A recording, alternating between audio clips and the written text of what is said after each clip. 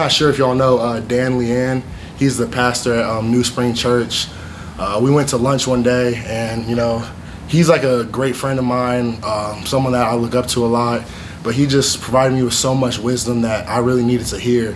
I talked to a lot of people about my decision, just because I really had no clue what to do. But I talked to Dan Leanne, and he really just gave me so much clarity. He just said, don't make a decision based off of fear. And I think that was just exactly what I needed to hear.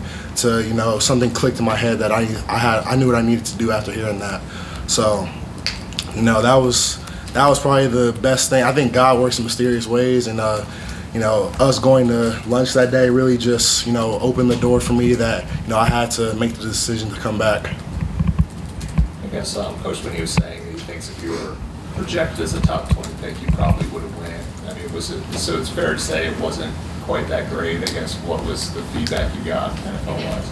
Yeah, I was hearing a lot of different things.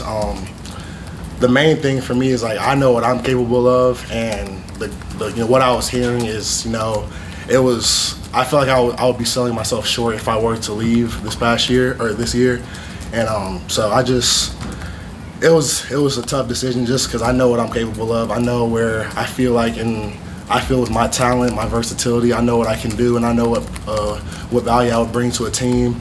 And that really kind of wasn't what I was hearing from the grades and everything. So, it was a tough decision to make. But I'm coming back to bring a national championship back to this program, graduate, become a captain, and set myself up for my future. And that's what I'm here to do. Just lead my teammates every single day. I guess how much more do you want, a plan? Did you think when you first came in, 3 years and I'm gone, was this kind of going against what you expected, or was it, did you always kind of have an open mind that it might be a 4-year type of deal? Yeah, I was very open-minded. I wouldn't say that it was initially my goal to, leave after 3 years. I just tried to take everything day by day. And, after 3 years, if that opportunity that I wanted was there, I would have taken it. But, I'm not mad that I'm saying for a 4th year I get to come back and I have a chance to achieve a lot of things. I have a chance to graduate, and I wouldn't have done that if I left this year. So, it wasn't really something that was in my head, I need to go after 3 years. But if the opportunity was there that I felt like it was ready for the right time, then I would have taken that. You said a little meat on the bone in terms of this year, in terms of how you played, or what kind of, if that's the case, what frustrated you, or what do you think you want to get better at or show people that maybe didn't happen? Yeah, it was a lot of things. I think how I played definitely didn't meet my standards. Meat on the bone also, I get to come back and graduate. I wouldn't have graduated. I feel like I could have led better this year. It was a lot of things that went into it, but I'll say how I played. That was probably the main factor. I know what I'm capable of, and I felt even if I had the best season in the world, I still probably wouldn't be happy with how I played. But it's just, I feel like I had the chance to come back and prove myself right with a lot of things. And the main thing for myself is I didn't want to leave with any regrets. And I felt like I kind of would have done that if I were to leave this year. So. Just coming back to finish with no regrets, empty the tank, and just set myself up, set this team up to get back to the top of the mountain. But I'm definitely not proud of some of the plays that I had this year. So I have a chance to come back and finish stronger, finish on a better note, and that's what I'm going to do. What are some of the areas you want to improve in next season? Yeah, it was all areas. I want to learn the position more. I'm kind of new to playing inside backer. I came in playing nickel Sam, but learn the position more, clean up some technical mistakes, tackling, clean up some man coverage stuff, and just become more of a student of the game. I feel like you could never really master anything in life, and you can never be in a position where you say okay, I'm good, I've learned it. So I just want to just better my knowledge with everything, and just become a real student of the game. I guess is it kind of weird being in practice though right now with Jared Lyon out there? Obviously, you played with him this entire time, and he's kind of gone to the NFL. What's that like out there right now? Yeah. It's definitely different. You've lined up with the same guy for the past 3 years, and I live with Troy, so I still see him every single day. But it's definitely different. Not lining up next to him and us being on the field together. Same with Nate. Him not being there. But no, you got to adjust. You know, you have to be adaptable, and just whoever's out there, you gotta work with them, and you gotta teach them, and you gotta just feed off of each other. So definitely different, but you just gotta adapt to whatever situation is thrown at you. How much did you lean on him during this decision?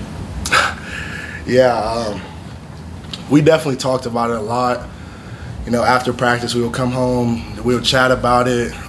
But at the end of the day, it's whatever, it's a personal decision. So I talked to him. I even talked to Big Try, his dad too, just because he's been in the position before and he played a long time in the league. So I was gathering a lot of feedback, but we talked about it a lot every single day. But it was a personal decision that I had to make for myself. So yeah, that's all that went into it. I guess did Big Try have any wise words for you, or I guess anything he said impress upon you at all? Yeah, he was supportive, with whatever I decided to do. He was really just saying, follow your heart and pray about it, and God will lead you whatever way is right. And so that's really all the feedback was from him. Just pray about it, and whatever decision you decide to make, don't look back, and just go attack everything head on, and just don't say, oh, I should have done this or I should have done that. Just whatever you decide to do, just face that head on and just go with it and don't look back. Do you think the average Joes kind of get an idea how difficult these decisions really are for you guys when you're looking at all the things in front of you and everything? Yeah, I feel like if you're not the one in the shoes making the decision, you probably won't understand how tough it is. Like for someone outside of this, they probably just think, oh, it's either the league or you're staying in school. But it's so much that goes into it. I committed to this school because I love it here and I felt at home here.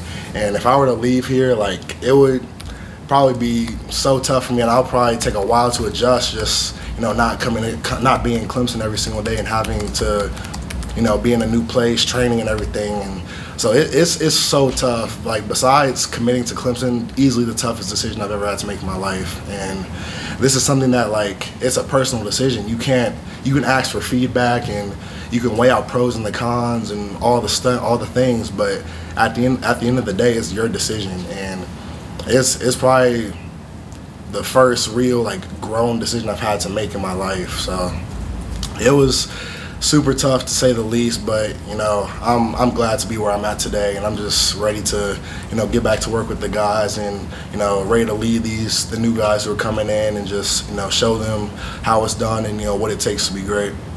I think Coach Sweeney was saying one of the things you want was to be a captain as well.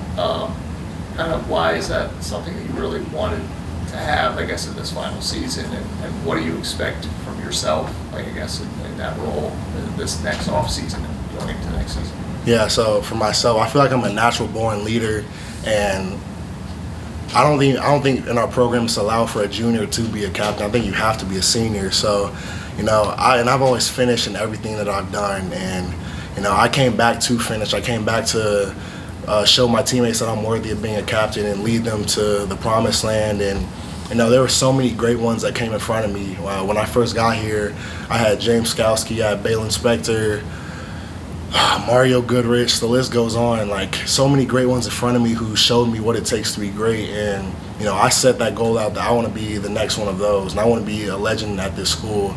And I think when you earn that status of being a captain, you earn that trust from your teammates. You've reached that point. So I'm just ready to build that trust for my teammates and lead them, and show them what it takes to become a national championship or become a national champion. But that's just a goal that I set for myself. Just be a captain and take this team to the promised land. What do you think it's going to take, if you had to kind of describe or paint a picture of what it's going to take? Yeah, consistency. That's the main thing. I can't one day be super high and one day be super low. I have to be the same guy every single day. I'm gonna have to be the vocal leader. I'm gonna have to lead by example in all areas. In the classroom, on the field, in meetings, in the weight room, everywhere. So I'm ready for the challenge, but I know that I'm capable of doing that. Any questions for Barrett virtually? Anybody else in the room? Barrett, when you're so committed to Clemson, and clearly this place is very special to you, what's it like for somebody who's coming back to Clemson to see when teammates enter the transfer portal and decide to go elsewhere? Yeah, it's that you hate to see anyone leave the program, especially, since you go to work with these guys every single day, and they become a part of your family. But like I said earlier, you have to adapt to whatever situation is thrown at you, and I think that's that applies to a lot of things. So like when I came in my freshman year, we were 4-3, and we had guys hurt, we had guys leaving, but at the end of the day, the opponent that you're playing that week, they don't care. And you have to just adapt to whatever is thrown at you, and go to work with the guys that are available. And if one guy says that he wants to leave, then like I said, you got to adapt to it and just be ready for the next opponent and just whatever challenge is thrown at you. So it gets tough, but at the end of the day, the opponent doesn't care. And I think that if everyone has that mindset, you'll become successful. Take one or two more for Barrett if anybody has any. I guess how important do you feel like this bowl game is?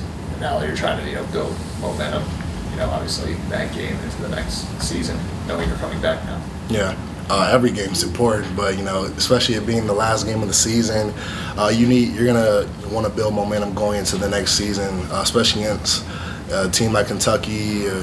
Everyone talks about the SEC, so we know what we can do here at Clemson, but there's a lot of doubters and a lot of people that don't think that we're capable of matching the physicality of what it takes. But at the end of the day, football is football.